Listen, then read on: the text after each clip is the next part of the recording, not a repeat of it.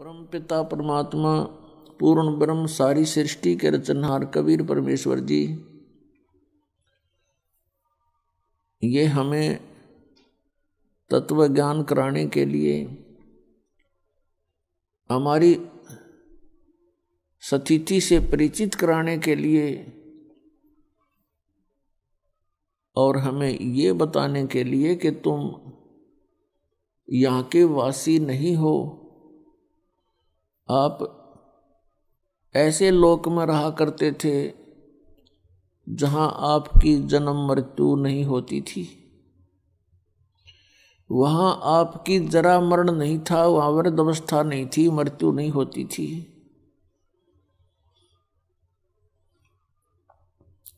वहाँ किसी वस्तु का अभाव नहीं है। उस सतलोक में आप रहा करते थे। आप अपनी गलती के कारण यहाँ भवसागर में गिर गए। अब वापस चलो। अब जिस लोक में आप रह रहे हो ये लोक अच्छा नहीं है, या कोई प्राणी सुखी नहीं है। यहाँ का भगवान ये परमात्मा नहीं है, ये श्रेष्ठ आत्मा नहीं है। आपके ऊपर कितने कैर टूट रहे हैं और जिसको तुम परमात्मा कहकर पुकारते रहते हो तुम्हें कोई राहत नहीं मिलती। जो परमात्मा है उसका आपको ज्ञान नहीं। वो परमात्मा कौन है? वो काशी में आए थे कबीर जुलाहा धानक। ये वो परमात्मा है जो सर्व सुखदाई हैं, सर्व पाप नाशक हैं, पूर्ण मोक्षदायक हैं। हम सबके जनक हैं, हम सबके पिता हैं। अपनों का अपनों को दुख होता है, अपनी संतान का माता पिता कोई कष्ट होता है यदि उन पर कोई आपत्ति आती है। हम यहाँ घोर कष्ट उठा रहे हैं, हमारे पिता बहुत दुख पा रहे हैं और ये काल उस परमात्मा को सताना चाहता है हमें पीड़ित करके। पुण्यात्माओं, आपने ये अमर कथा कभी सुनी ही नहीं थी, इसलिए ये बातें ऐसी लगती हैं शीघ्र सी स्वीकार्य नहीं होती, क्योंकि आप बच्चे हो और ये ज्ञान उच्च सत्र का है।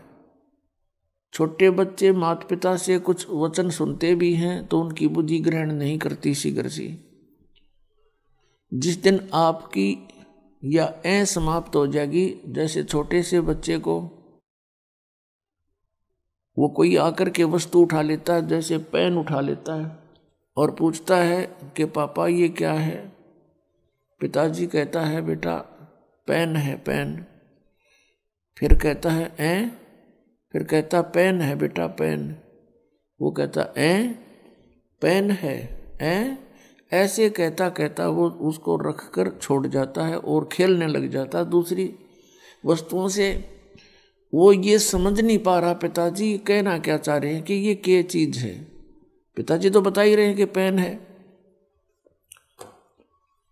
तो वो अभी उसकी बुद्धि इतनी बनी नहीं है कि उसको ग्रहण कर ले पिताजी क्या बता रहे।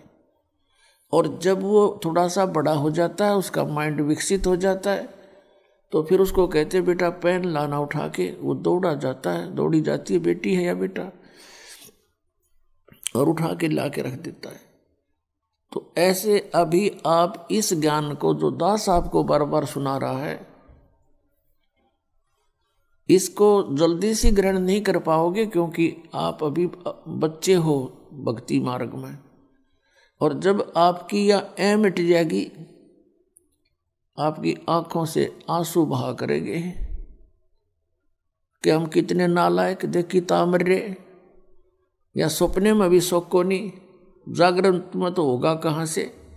हमने सुख ढूंढ लिया, सिनेमा देख लिया, गुटी ला ली, कार ले ली, कोठी ले ली, अंदर से ज्यों की तू आग लगी रहती है प्रत्येक प्राणी में। परमात्मा कहते ब्रह्मांड 2100 आग लगी है और ये कृत्रिम बाजी सब ठगी है। काल ने ठग रखा, तुम्हारे को धोखा दे रखे। लेकिन यह आपका समझ में नहीं आती, क्योंकि भांग घनी प्यार रखी इसने। कबीर साहब कहते हैं, कबीर ये माया अटपटी सब गट आन अड़ी, और किस किस न समझाऊं या कुएं भांग पड़ी। इस 21 ब्रह्मांड के कुएं में इस काल ने ये अज्ञान रूपी और झूठे, यहाँ लालच लोभ वाली झूठे सुख वाली भांग प्या रखी है आपको, और ये नशा घना हो गया। हमें बिल्कुल भी ज्ञान नहीं, इतना जरा सा भी नॉलेज नहीं है अध्यात्म मार्ग का, नहीं तो हम इस अनमोल मनुष्य जीवन को यूं बर्बाद नहीं कर सकते। जैसे आप देख रहे हो, हम देखते हैं जिनको बहुत बड़े आदमी हैं, हम बड़ा किसको मानते हैं कि किसी के पास कोई छोटी सी पोस्ट हो, कोई मंत्री बन गया, कोई प्रधानमंत्री, ये कोई सौदा ना है इसका इस भक्ति मार्ग में।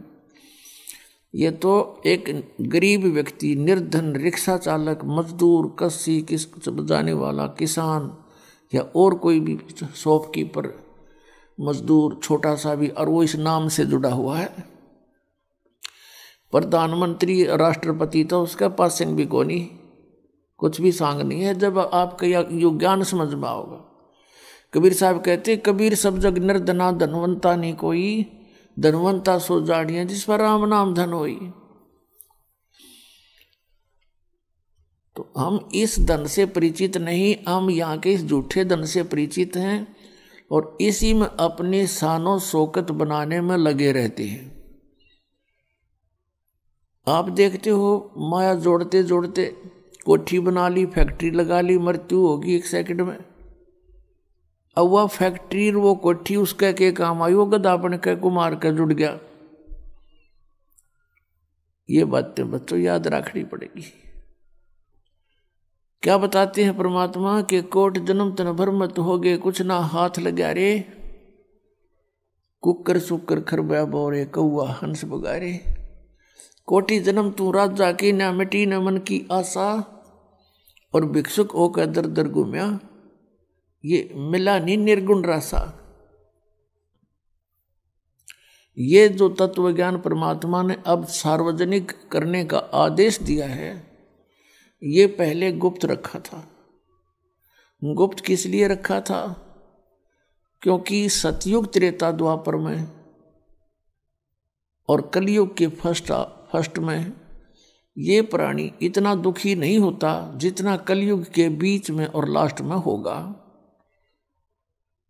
उसमें क्यों होगा और पहले क्यों नहीं होता दुखी? क्योंकि सतयुग के अंदर उन पुण्यात्माओं को जन्म दिया जाता है जो पूर्व जन्म के बहुत ही अच्छे पुण्यकर्मी होते हैं। फिर उनको बार बार जन्म मिलते आता है। जो ज़्यादा कर्म खराब कर जाता है उस दौरान, तो वो 84 लाख योनियों में चला जाता है। और उन दिनों में, उन युगों में ये प्राणी साधना अवश्य करता है, क्योंकि अच्छी आत्माएं कभी भी भगवान की भक्ति बिना किसी भी युग में वो रह नहीं सकते।